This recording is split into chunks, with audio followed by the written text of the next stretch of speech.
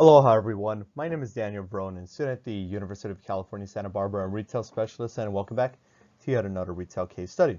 So there has been a gap between the last video I've made with Hagen, California, and this video. As mentioned in the channel update, we'll be going over Pier 1 Imports, Sports Authority, and maybe another company as well.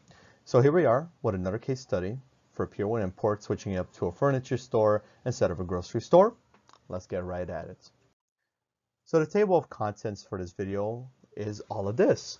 So we have our introduction, what the company is, their background before they began, their beginnings as Cost Plus Imports, the company and their success in the late 60s to early 70s, their early struggles and restructuring in the mid to late 70s, reorganization in the 1980s, again, struggles and restructuring in the 1990s, from hippie to hip, the beginnings of the 2000s, nail in the coffin, struggles in 2000s to 2010s and attempt of reorganization, and the final year 2020, bankruptcy and abrupt closures due to COVID-19, and reemergence we'll see as a digital format for Pier 1 Imports and further commentary as well, and then the conclusion. So it's very information packed for this video, but we're going to get right through it and see what the company was all about. So, introduction to the case study. What is Pier 1 Imports, and well, we're going to explain in this video.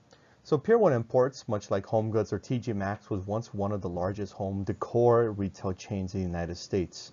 Starting as a small store by the name of Cost Plus Imports in San Mateo, California, starting in 1962, we're not talking about that Cost Plus World Market. We'll get into that later on in the slide. The chain expanded vigorously under Pier 1 Imports through a public offering in 1970. However, through multiple struggles starting in the 1970s, the company was always on a shaky table. Through multiple restructuring procedures, the company was able to keep themselves afloat until the final nail hit the coffin in 2020 during the COVID-19 pandemic.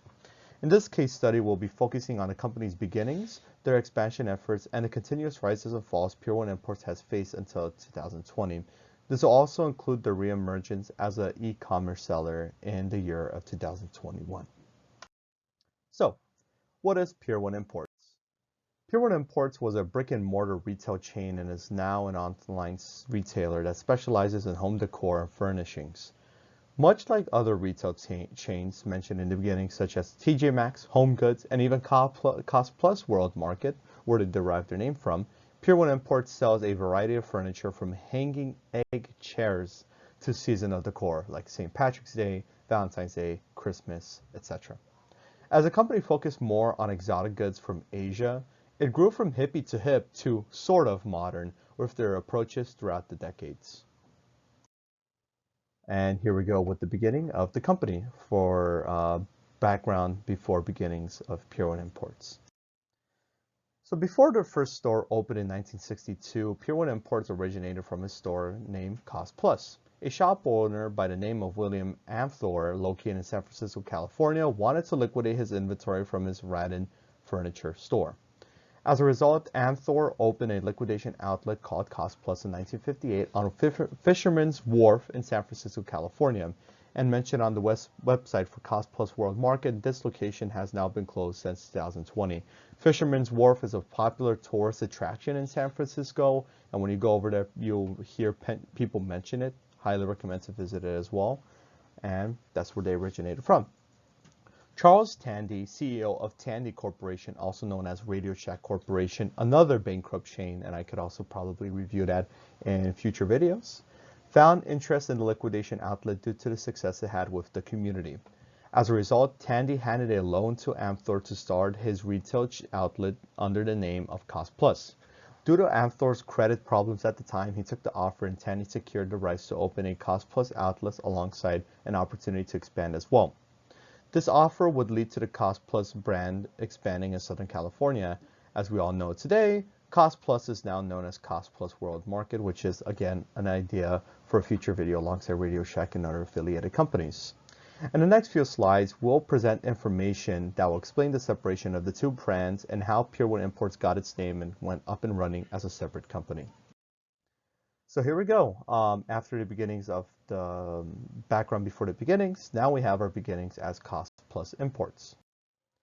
The first Pier 1 Imports, then known as Cost Plus Imports, store opened in San Mateo, California in 1962.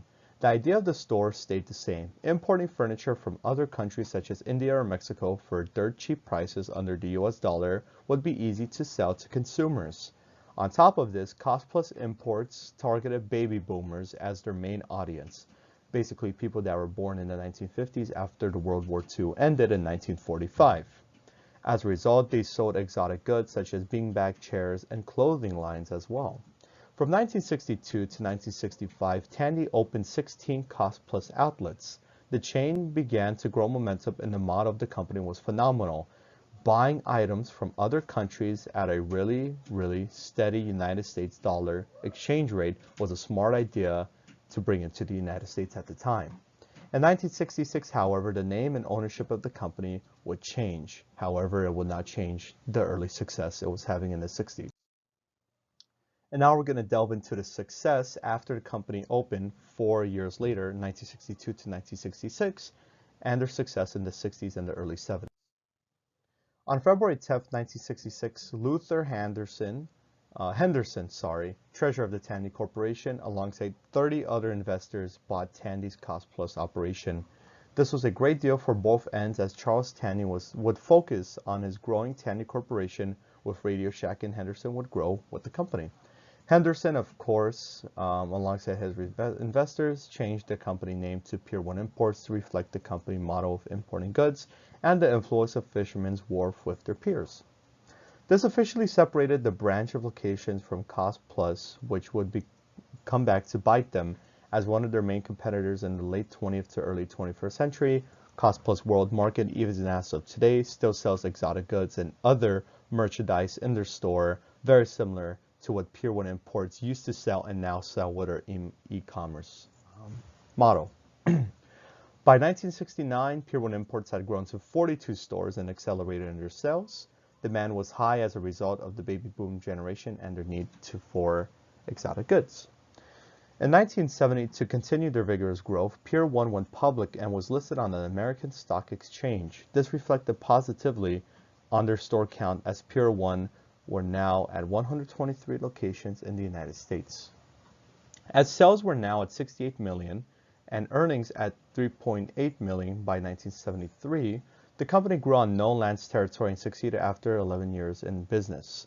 However, this would not last long as the mid-1970s approached, and that meant inflation. And we'll give a little history lesson if you have some or little to no prior knowledge in it. We'll talk about what happened in the 1970s. So early struggles and restructuring in the mid to late 1970s. So during the mid-1970s, global inflation and exchange rates were crumbling as a result of the oil crises of the 1970s. Middle East, things were not really going so well. The United States of America and the Middle East, there were some tensions and oil prices were going up. Gas was going up. It was insane. People were, they were panicking as a result. And also exchange rates were not the best at the time. So with Pier 1 having their model based on imports in their name and prices and imports of getting these products going up, they were losing money. This led to foreign goods becoming much more expensive than what they were a couple years back, of course. Rising expenses alongside baby boomers becoming more interested in mainstream goods instead of what Pier 1 was selling led to Pier 1 losing touch with their target audience. Due to these two factors leaving them empty-handed, Pier 1 had to produce a restructuring plan to get them back on track. Pier 1 tested different retail outlets and fabric shops to get back on track. This included but not limited to Singapore Candle Company, Royal Corporation of America, and more. There was a bunch of companies to list from. However, while these changes did not improve the balance sheet by a little, did improve the balance sheet by a little in the late 1970s, they were weak and most of them were abandoned. As the decade progressed, the situation with the global economy got a little better. Pier 1 Imports now had 150 stores in the United States, and by 1979, a Pier 1 store in Royal Oak, Michigan grew to $1 million in annual sales. So that was a landmark for them. At the end of the decade, the board of directors brought in Robert Camp, more to him on next slide, to reorganize the company. Pier 1 Imports also merged with Cousins Mortgage and Equity Investments, CME, to help boost their capital. And on we go to the 1980s and their further restructuring after a pretty bad decade in the 1970s. As mentioned in the last slide, Robert Camp was brought in to further improve the company. Before he was brought in, Robert operated his own chain of Pier 1 import stores in Canada until they were all liquidated in the chain's demise in 2020. While his experience in the retail field and everything else, hopes were up for the company to turn around. During the period from 1980 to 1982, plans were focused on store locations and buying operations of the company. Measures such as expanding outlets and profitable location, understanding risk management, and buying decisions gave the company a kick they needed in the right direction. Within this period, the plans successfully worked. Sales jumped 41% to $165 million, and operating income jumped 66% to $6 million. During the 1980s, the company also changed hands. Intermark Inc., a company that specializes in company turnarounds, aside from Pier 1 Imports, bought most of the company. As Camp eventually left the company, Charles Scott, head of Intermark Inc., brought in Clark Johnson in 1985. During the rest of the 1980s, Johnson focused on improving the interior of the company. This meant he wanted to upgrade the computer information system, logistical growth, advertisement, and shrinking of the company. This is also seen in the company's internal structure when 60 stores closed and the remaining outlets were remodeled during the time period. Management was also given a remodel as new managers were brought in to pursue aggressive plans in maximizing profitability in their locations. Moreover, the customer base was given a refresh under a study that was sent out by Makovsky and Company about people and their households. Pier 1 was given a good estimate of what to carry in their stores. This led to doubling the number of stores in profitable areas. This now was 550 outlets worldwide, raising their average ticket price values of items and also introducing their own credit cards, such as what Sears did with Discover. Due to this, sales went from 173 million in 1985 to 517 million in 1990, with profits going from 60 million to 210 million. So this very aggressive plan that Clark brought in helped rejuvenate the company and ultimately restructure by really smart ideas that he came up with. After all of this, Pier 1 was thriving yet again as they were in the 1960s with bigger and better budgets after a sluggish decade due to the 1970s, after economy downgrade and customer influences changed.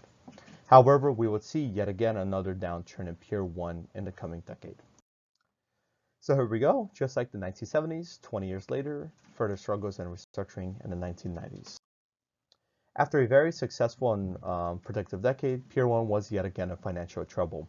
Although net income increased to 25 million alongside sales at 629 million, Pier 1's long-term debt grew tremendously as a result of their vigorous expansion plan in the second half of the 1980s. Of course, when a company vigorously expands, of course, their debt and everything else will expand as well. So if you cannot keep up with the pace, then you're going to fail. So this is what happened in the 1990s. Moreover, Intermark Inc., the company that owned majority of Pier 1, went bankrupt and sold off Pier 1, leaving them as a public company yet again. As a result, Pier 1 sold its interest to Sunbelt Nursery to generate and reconsolidate their capital. This left Pier 1 with troubling concerns with from the public as their future and strategies, both in the marketing and inventory departments, looking shaky. However, Pier 1 introduced a new campaign in 1992 as the place to discover. This would lead to better adjustments to their customer base alongside an opportunity to decentralize their operation in order to keep the steady flow to almost 600 stores. Just like Kmart did with different advertisements and trying to bring customers in, and other companies as well, Pier 1 Imports did the same. Moreover, international expansion was a key part in the decade. Stores opened in Puerto Rico and in Japan. With Puerto Rico, Pier 1 Imports actually opened inside Sears stores. This is basically with the idea, if you guys heard about it in the news, a Kmart store opening in a Sears store in Brooklyn, New York. That location has closed now, but it's a store in a store idea, which brings profitability to both and a side share to each company. And in Japan, it was open for a short period of time until they closed in 2002 for restructuring purposes, which we'll go over in a bit. And Pier 1 also looked for alternative opportunities in different markets. And Pier 1 Imports also increased their public image as they increased their donations to organizations such as UNICEF and more. In 1998, Marvin J. Giroud was named CEO after replacing Johnson, who was retiring the same year. This was the same year that Pier 1 Imports reached record sales of $1.08 billion. Most of these sales came from credit card sales. This reflects companies such as Sears that have majority of sales being made up of credit cards. To sum up this decade, Pier 1 Imports saw significant growth in international expansion and a need of balance in their domestic market. Although their sales and income increased in the stores, their long-term debt increased significantly due to a vigorous expansion the decade before.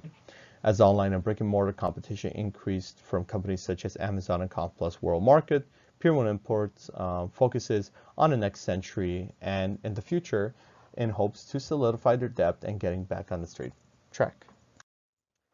From hippie to hip, the beginnings of the 2000s. As mentioned from the previous slide, Pier 1 Imports saw significant growth in both their profits and debts alongside growing competition from other companies. How can they attract more college students and millennials? Pier 1 had some imports. Pier 1 Imports had some ideas. Well, they had more imports and more ideas so they could bring it in the stores. During the start of the new millennium, Pier 1 launched their online store, pier1.com.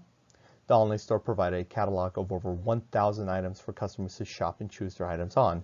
On top of this, a new advertising campaign by the name of Get in Touch with Your Senses was introduced to bring in a new generation to come into the stores. The campaign under Kirstie Alley, spokeswoman for Pier 1 at the time, attracted customers under retail therapy and provided a new sensory shopping experience. This commercial was really good to watch, and I thought it was funny.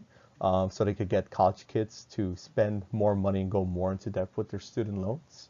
Not me. I never really shopped at Pier 1 Imports. I'll talk about it in the commentary, but Pier 1 Imports was a quirky store. But I will provide that video and the link for you guys to watch that commercial because it really reflected the company and how it was back then.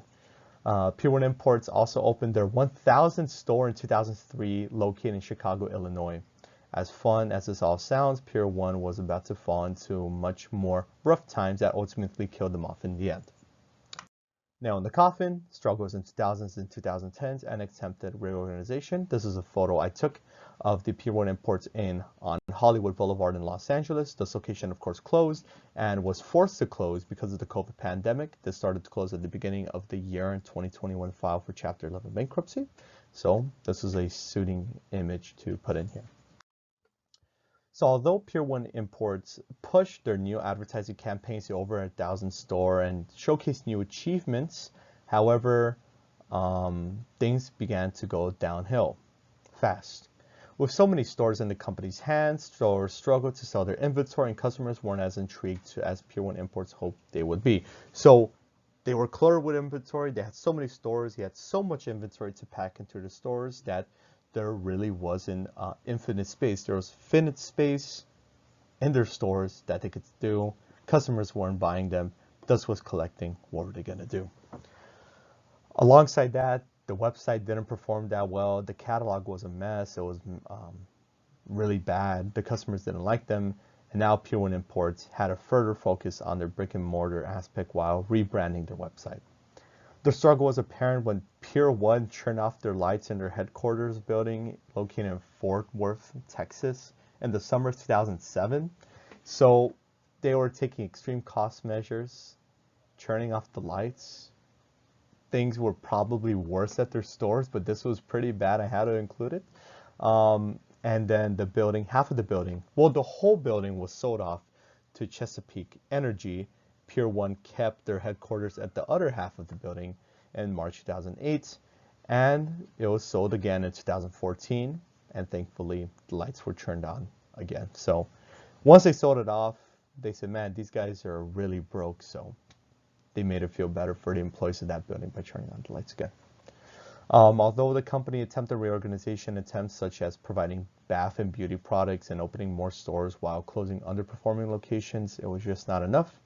As Pier 1 Imports announced their new CEO in 2019 as Robert Greisbeck, the damage has already been done to the customer base and layout of around 500 stores in the United States. It was just surprising how many stores they still had left, how much inventory they had left, even after a recession, and how much they've done. So surprising to me, but That was their model back then.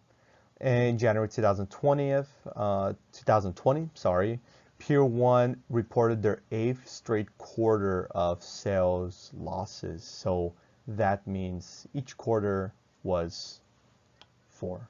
Or Q1, Q2, Q3, Q4. Each quarter was 3 months. 8 quarters, that's 2 years back to back that they had sales losses. No quarter had profitability. So you know that's already bad. People were putting rumors that Pier 1 was going bankrupt, and it finally gave in after we see 2020 for your bankruptcy and abrupt closures due to COVID-19. So on February 17, 2020, Pier 1 Imports filed for Chapter 11 bankruptcy. This resulted in all of their Canadian locations, 50 in total, alongside 450 of the United States locations, to close. As liquidation sales were underway across the country and in Canada, they were stopped abruptly due to the rise of the COVID-19 pandemic. COVID-19 began to rise in March. People were being furloughed. Non-essential stores were closing, such as Pier 1 Imports, and they said, you know what, if we're not going to open up again, we're just going to say quits. We're out of here. Bye-bye. So they're out. Ciao. And Pier 1 Imports just abruptly closed their locations, and they said, yep, that's it.